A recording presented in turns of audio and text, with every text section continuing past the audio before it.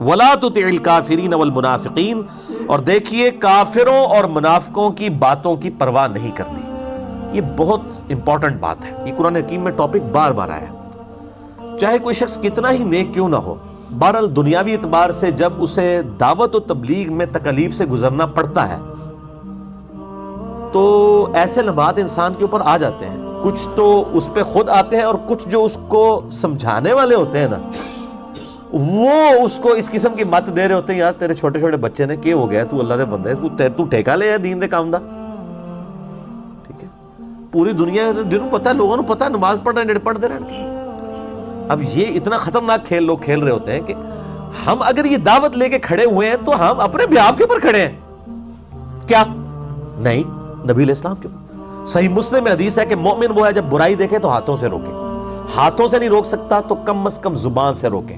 اگر زبان سے نہیں روک سکتا تو دل میں برا جانے، لیکن دل والے کو انڈوس میں فرمایا ذالک اضعف الایمان، یہ تو بالکل لولا لنگڑا قسم کا ایمان ہے. کیا ہم زبان سے بھی کسی برائی کو برائی کہنے کے لیے تیار نہیں ہیں؟ اور دل پہ بھی زیادہ عرصہ برائی نہیں رہتی ہے. یہ حقیقت بات ہے.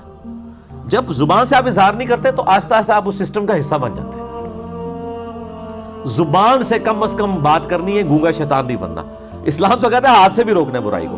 کتنے % لوگ روکتے ہیں؟ الٹا جو بیچارہ زبان کے ساتھ لوگوں کو ہدایت کی طرف بلاتا ہے اور بتاتا ہے کہ یار یہ آپ کے ساتھ آپ کے بزرگوں نے ہاتھ کیا ہے، یہ آپ کو غلط دین بتا کے گئے ہیں، دین اصل میں یہ ہے کتاب و سنت میں، اس کو لوگ آگے سمجھا رہے ہوتے ہیں یار تو اللہ دے بندے ایڈا بڑا رسک لے رہے ہیں، لوگ تیرے خلاف ہو جائیں گے.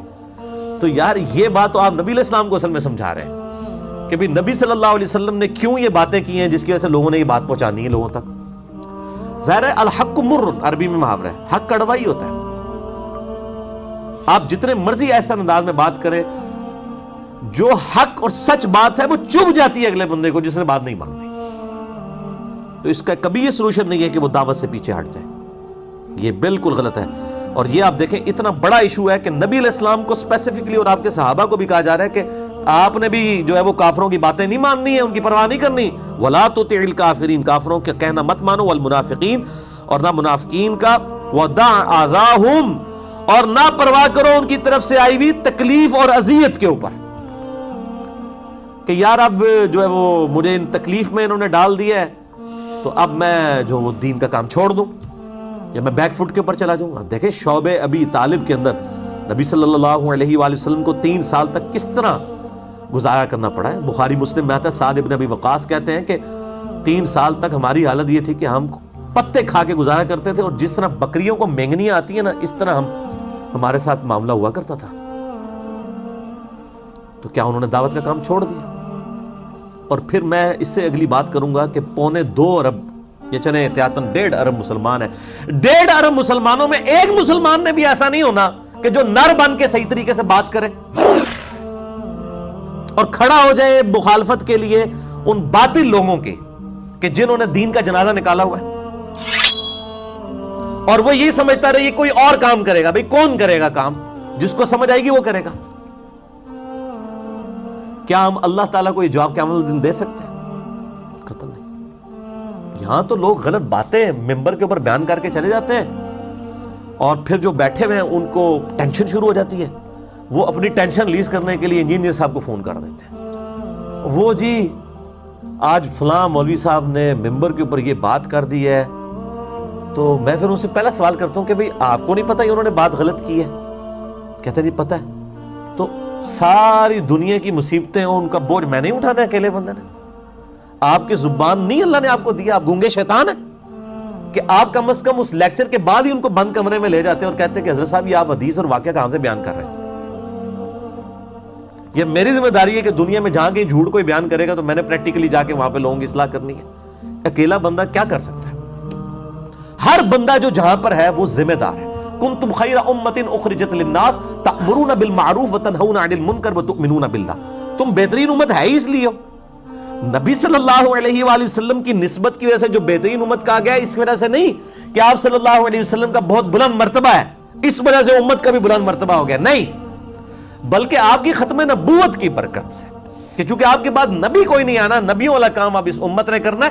یہ ہے وجہ جس کی وجہ سے یہ امت افضل ہے. اور وہ کام امت کاری کوئی نہیں ہے. امت کاری یا اللہ جو کچھ بھی ہے تیرے محبوب کی امت سے ہے، چور ہیں، ٹھگ ہیں، فراڈی ہیں، بے نمازی ہیں، حرام خور ہیں، سانو انجی قبول کر، جو کچھ بھی ہیں تیرے محبوب کی امت سے۔ امت نے یہ سمجھ لیا آج، یہ رزلٹ نکالا ہے امت نے۔ حالانکہ امت کو بتائیں کہ یار امت کی افضلیت کس بنیاد کے اوپر تھی؟ نبی علیہ السلام کی نسبت کی وجہ سے نہیں تھی، آپ صلی اللہ علیہ وآلہ وسلم کی ختم نبوت کی وجہ سے جو کام ملا ہے اس امت کو، نبیوں والا کام، اس کی وجہ سے اس امت کی فضیلت ہے، اور وہ کوئی کرنے کے لیے تیار ہی نہیں ہے۔ تو وہ ساری ٹینشن مجھے ریلیز کرتے ہیں، تو میں ان کو کہتا ہوں میرے بھائی میں نے کیا کرنا ہے، میری 1 لاکھ فوٹو کاپیاں کرا لو پھر، تو جگہ جگہ بانٹ دو۔ نہیں، آپ جدھر ہیں غلطی دیکھتے ہیں ایسا طریقے سے آپ ہائی لائٹ کریں۔ آپ کو ٹینشن ہوتی ہے، بجائے مجھے فون کر کے آپ خود اس کی اصلاح کرنے کی کوشش کریں، کم از کم اس سے پوچھ لیں۔ وَتَوَكَّلْ عَلَى اللَّهِ، اور توکل اللہ پر کیجئے، وَكَفَى بِاللَّهِ وَكِيلًا، اور اللہ آپ کے لیے کارساز کافی ہے۔ دیکھ لیں کیا ایک وہ حالت ہے کہ ایک شخص سیدنا ابو بکر الصدیق رضی اللہ تعالیٰ عنہ علیہ السلام کو لے کے آپ صلی اللہ علیہ وآلہ وسلم رات کے اندھیرے میں مکے سے نکلتے ہیں، اپنے بستر پر سیدنا مولا علی رضی اللہ تعالیٰ عنہ علیہ السلام کو لٹا کے جاتے ہیں کہ مانتے واپس کر کے آ جانا، اور راستے میں جاتے ہوئے جو ہے وہ آپ رضی اللہ تعالیٰ عنہ جو ہے وہ کیا سوچ رہے ہوں گے جب غار ثور کے اندر، جو سورہ توبہ میں ذکر آتا ہے کہ جب تم دونوں غار میں تھے اور تم اپنے ساتھی سے کہتے تھے غم نہ کرو اللہ ہمارے ساتھ ہے، یعنی اس حالت میں جب آپ مکے سے نکل رہے ہیں، اور یہ یکم ہجری کا واقعہ، اور 8 ہجری میں 8 سال کے بعد آپ صلی اللہ علیہ وآلہ وسلم فاتح کی حیثیت سے وہاں پہ داخل ہو رہے ہیں، اور جب مکے سے نکل رہے ہیں سراقہ ابن جوشم، سراقہ ابن مالک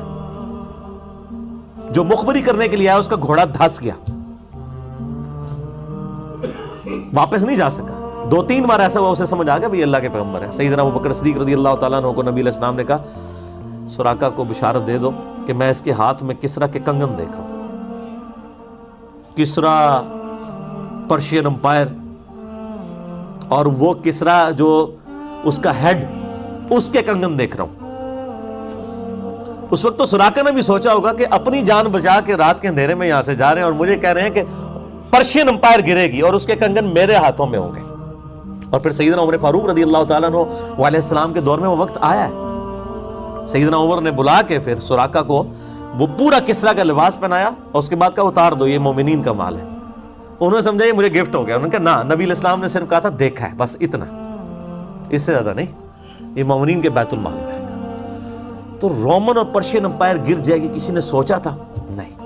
تو نبی صلی اللہ علیہ وآلہ وسلم کو کہا جا رہا ہے اللہ پہ توکل کریں، اللہ تعالیٰ بہتر کارساز ہے۔